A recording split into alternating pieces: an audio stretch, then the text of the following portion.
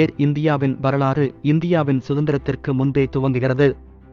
ஜே.ஆர்.டி. டாடா துவங்கிய டாடா ஏர் சர்வீஸ் நிறுவனம்தான் தற்போது ஏர் இந்தியா நிறுவனமாக மாறியுள்ளது. இது மீண்டும் டாடா நிறுவனத்தின் கைக்கே செல்லவுள்ளது. 1932ஆம் ஆண்டு, அதாவது இந்தியா சுதந்திரம் பெறுவதற்கு சுமார் 15 ஆண்டுகளுக்கு முன்பு அன்றைய பணக்காரராக இருந்த ஜே.ஆர்.டி. டாடா ஏர் சர்வீஸ் என்ற நிறுவனத்தை துவங்கினார். அதற்கு முன்னர் இந்தியாவில் பிரிட்டிஷ் நிறுவனங்களில் விமானங்கள் தான் இயக்கப்பட்டு வந்தன. முதலாக ஒரு இந்தியர் விமானத்தை வாங்கி இயக்க துவங்கினார். டாடா நிறுவனம் இம்பீரியல் ஏர்வேஸ் நிறுவனத்தின் மெயில்களை ஒரு ஊரிலிருந்து வேறு ஊருக்கு கொதண்டு செல்லும் கான்ட்ராக்டை பெற்றது. அதற்காக டாடா நிறுவனம் ஒன்றை இன்ஜின் கொதண்ட 2 எவிலேன் புஷ் மேரோத் ரக விமானத்தை வாங்கியது. அக்டோபர் 15, 1932ஆம் ஆண்டு டாடா நிறுவனத்தின் விமானங்கள் கராச்சியிலிருந்து அன்றைய பம்பாய்க்கு மெயில்களை எடுத்து வந்து கொண்டிருந்தது.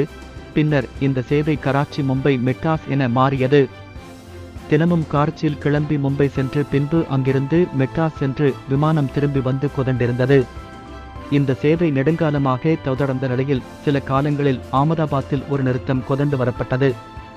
ஆரம்ப காலங்களில் இந்த விமானத்திற்கு நீவில் வின்சென்ட் என்பவர்தான் விமானியாக இருந்தார். ராயல் ஏர்போர்ஸ் என்ற நிறுவனத்தில் விமானியாக பணியாற்றியவர். ஒரு நாளுக்கு இந்த விமானம் 2.60 லட்சம் கிலோமீட்டர் கடந்து பணித்து வந்தது. பலருக்கு இந்த விமான சேவை ஆச்சரியமாக இருந்தது. இவ்வளவு விரைவாக விமானங்கள் பயணிப்பதை பார்த்தும் பலர் இதை பயன்படுத்தி பார்சல்கள் அனுப்ப துவங்கினர். பின்னர் டாடா நிறுவனம் பயணிகள் பயணிக்கும் விமான சேவையை துவங்கியது. ஆம்பத்தில் 155 பயணிகளை மட்டுமே பயணிக்க முடியும் என்ற நிலையில் விமான சேவை துவங்கியது. இதற்கும் பயங்கரமான வரவேற்பு. ஆண்டிற்கு ரூபாய் 60,000 லாபமாக ஈட்ட துவங்கியது டாடா நிறுவனம். பின்னர் தன் சேவையை விஸ்தரிக்க துவங்கியது. டாடா நிறுவனம் இந்த முறை டாடா ஏர் சர்வீஸ் என்ற பெயரை டாடா ஏர்லைன்ஸ் என்ற பெயரில் மாற்றி பம்பாய்க்கும் திருவனந்தபுரத்திற்கும் இடையே 6 பேர் அமர்ந்து செல்லும் 2 சீட்டர் விமானத்தை இயக்க துவங்கியது. 1938களில் டாடா ஏர்லைன்ஸ் கொழும்பு, டெல்லி ஆகிய இடங்களுக்கும் தங்கள் சேவையை விஸ்தரித்தது. இந்நிலையில்தான் 2ஆம் உலகப் போர் துவங்கியது. இந்த நேரத்தில் டாடா ஏர்லைன்ஸ் நிறுவனம் ராயல் ஏர்போர்ஸ் நிறுவனத்திற்காக பணியாற்றியது. அப்பொழுது வீரர்களை ஒரு இடத்திலிருந்து வேறு இடத்திற்கு மாற்றவும், ஆயுதங்களை எடுத்து செல்லவும், அகதிகளை மீட்கவும், வேறு விமானங்களை பழுது பார்க்கவும் டாடாவின் விமானங்கள் பயன்படுத்தப்பட்டன. 2ஆம் உலகப் போர் முடிவுக்கு வந்தவும் மீண்டும் கமர்ஷியல் சேவையை துவங்கியது டாடா நிறுவனத்தின் விமானங்கள். 1946ஆம் ஆண்டு இந்த நிறுவனம் பப்ளிக் லிமிடெட் நிறுவனமாக மாறியது. அதன் பின்னர் 1947இல் இந்தியாவிற்கு சுதந்திரம் கிடைத்தது. அதன் பின்னர் 1948 டாடா ஏர்லைன்ஸ் நிறுவனத்தில் 49% பங்குகளை இந்திய அரசு வாங்கியது.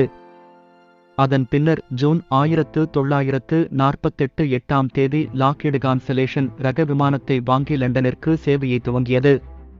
இதுதான் டாடா ஏர்லைன்ஸின் முதல் சர்வதேச விமானமாகும். அதன் பின்னர் டாடாவும் இந்திய அரசும் சேர்ந்தே இந்தியாவின் விமான சேவையை நடத்தி நல்ல லாபம் சம்பாதித்தனர். இந்நிலையில் 1953ஆம் ஆண்டு இந்திய அரசு ஏர் கார்ப்பரேஷன் சட்டத்தை கொண்டு வந்து டாடா ஏர்லைன்ஸ் நிறுவனத்தின் அதிகபட்ச பங்குகளை பெற்றது. அதன் பின் அதன் பெயரை ஏர் இந்தியா என மாற்றியது. இருந்தாலும் அந்த நிர்வாக கமிட்டிக்கு ஜே.ஆர்.டி. டாடா தான் சேர்மானாயிருந்தார். அந்த காலகட்டத்தில் ஏர் இந்தியா நிறுவனம் தனது சேவையை விஸ்தரித்து கென்யா, ரேரோம், Paris, Bangkok, Hong Kong, Tokyo, Singapore என பல ஊர்களுக்கு தங்கள் தேவையை துவங்கியது. அதுவும் மிகப்பெரிய அளவில் வெற்றியை பெற்றது. அப்பொழுது ஏர் இந்தியா தொட்ட இடமெல்லாம் வெற்றி என்ற ரீதியில் முன்னேறியது. அதன் பின்னர் ஜெட் ரக விமானங்கள் கமர்ஷியல் மார்க்கெட்டிற்குள் வருகின்றனர். ஏர் இந்தியா நிறுவனம் போயிங் 707 மற்றும் போயிங் 420 ரக விமானத்தை வாங்கியது. அதன் மூலம் ஏசியாவில் ஜெட் விமானங்களை பயன்படுத்திய முதல் ஏர்லைன் நிறுவனம் என்ற பெயரை ஏர் இந்தியா பெற்றது. அதன் பின்னர் பல ஜெட் ரக விமானங்களை தங்கள் பிடித்திற்குள் கொண்டு வந்தது.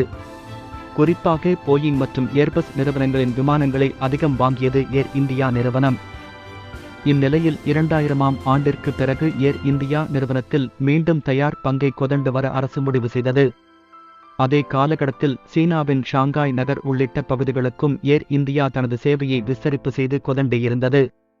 தொடர்ந்து லாபம் சம்பாதித்த நிறுவனம் நஷ்டத்தை சந்திக்க வேண்டியது வந்ததால் தனியார் மயமாக்கலை துவங்கியது இந்திய அரசு. தொடர்ந்து நஷ்டத்தை சந்தித்ததால் அரசு கடும் நடவடிக்கைகளை எடுக்க வேண்டியது இருந்தது. 2007ஆம் ஆண்டு ஏர் இந்தியா, இந்தியன் ஏர்லைன்ஸ் ஆகியவற்றை ஒன்றாக்கியது. மேலும் புதிய போயிங் 777 ரக விமானங்களை வாங்கி நஷ்டத்தை ஈடு செய்ய முயற்சித்தது. 2006 மற்றும் 2007ஆம் ஆண்டில் 7.7 பில்லியன் ரூபாய் நஷ்டம். 2007ஆம் ஆண்டு அது 72 பில்லியனாக உயர்ந்தது. இப்படியாக ஒவ்வொரு ஆண்டும் அதன் நஷ்டம் அதிகரித்துக் கொண்டே சென்றது. இந்நிலையில் இந்திய அரசு இன்னும் ஏர் இந்தியாவை தன் வசம் வைத்திருப்பதில் எந்த பலனுமில்லை என தெரிந்து கொண்டு அதன் பங்குகளை விற்க முடிவு செய்தது. கடந்த 2017ஆம் ஆண்டு ஜூன் 28ஆம் தேதி இந்திய அரசு ஏர் இந்தியா நிறுவனத்தின் 76% பங்குகளை விற்க முன் வந்தது. 76% என்பது ஏர் இந்தியா பங்குகளும் 50% தரைப்பணிகளை செய்யும் AICTS நிறுவனத்தின் பங்குகளையும் விற்க முன் வந்தது. இதை வாங்க விருப்பமுள்ளவர்களை இந்தியா கோரியது. அப்பொழுது அந்த நிறுவனத்திற்கு இருந்த ரூபாய் 33,392 கோடி கடனை அடைக்க வேண்டும் என் நிபந்தனையில் இந்த விற்பனையை முன்வைத்தது இந்திய அரசு. ஆனால் ஒருவர் கூட இதை வாங்க முன் வரவில்லை. மூழ்கும் கப்பலை யார் வாங்குவார்கள் என் பேச்சு மார்க்கெட்டில் நிலவியது. இப்படியே விட்டால் அரசுக்கு பெரும் நெருக்கடி ஏற்பட்டுவிடும். மொத்தமாக போவதை விட கொஞ்சம் நஷ்டம் வந்தாலும் பரவாயில்லை, குறை விலைக்கு விற்க அரசு முடிவு செய்தது. இந்நிலையில் ஏர் இந்தியா நிறுவனத்தின் 100% பங்குகளையும் AICTS நிறுவனத்தின் 50% பங்குகளையும் விற்க முடிவு செய்தது. அதே நேரத்தில் இந்த முறை ரூபாய் 30,000 கோடி கடனை மட்டும் அடைத்தால் போதும் என்ற ஒரே உபயோசலை வைத்து வாங்குபவர்களை அழைத்தது. ஆனால் இந்த முறையும் யாரும் வாங்க முன் வரவில்லை. அதன் பின் தற்போது 2021ஆம் ஆண்டு அந்த பணத்தை மேலும் குறைந்து ரூபாய் 15,000 முதல் 20,000 கோடி கடனை மட்டும் அடைத்தால் போதும் என அறிவித்த நிலையில் தற்போது ஏர் இந்தியாவை வாங்க சில நிறுவனங்கள் போட்டி போட்டன. ஏற்கனவே ஏர் இந்தியாவை உருவாக்கிய டாடா நிறுவனம், ஸ்பைஸ்ஜெட் உட்பட பல நிறுவனங்கள் போட்டியிட்ட நிலையில் டாடா நிறுவனத்திற்கே ஏர் இந்தியா விற்கப்படும் என முடிவு செய்யப்பட்டுள்ளது. இந்திய அரசு முதலீடுகளை திரும்பப் பெறும் நடவடிக்கைகளில் ஒன்றாக இதை கையாண்டுள்ளது. இந்திய அரசு வீணாக செலவிடும் நிறுவனங்களை இப்படியாக தனியாருக்கு விற்க முன் வந்துள்ளது. தற்போது டாடா குழுமம் இதை வாங்குவதற்காக ரூபாய் 15,000 முதல் 20,000 வரை கொதடுத்து தாங்கள் உருவாக்கிய ஏர் இந்தியாவை மீண்டும் அவர்களை பெற்றுக் கொள்வார்கள். டாடா நிறுவனம் ஏற்கனவே சிங்கப்பூர் ஏர்லைன்ஸ் உடன் சேர்ந்து விஸ்தாரா என்ற ஒரு விமான நிறுவனத்தை இயக்கி வருகிறது.